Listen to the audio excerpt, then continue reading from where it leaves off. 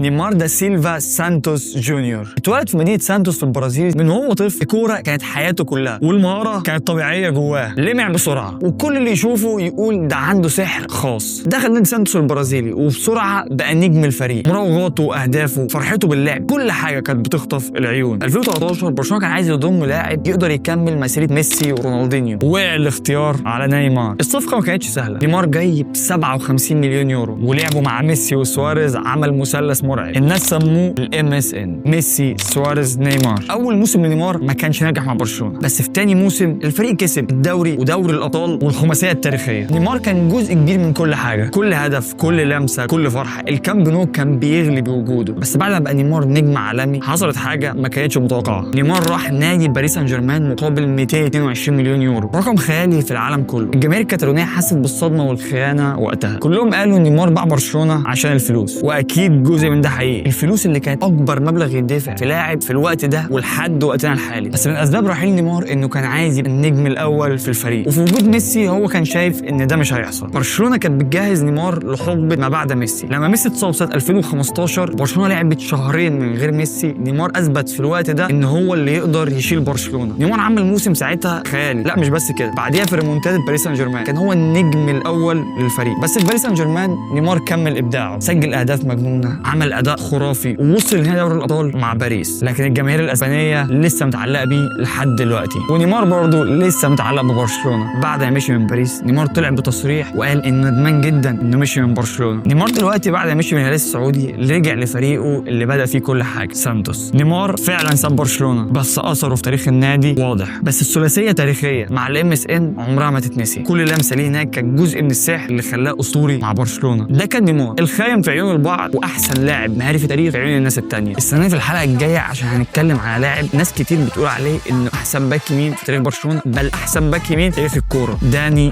ألفيش.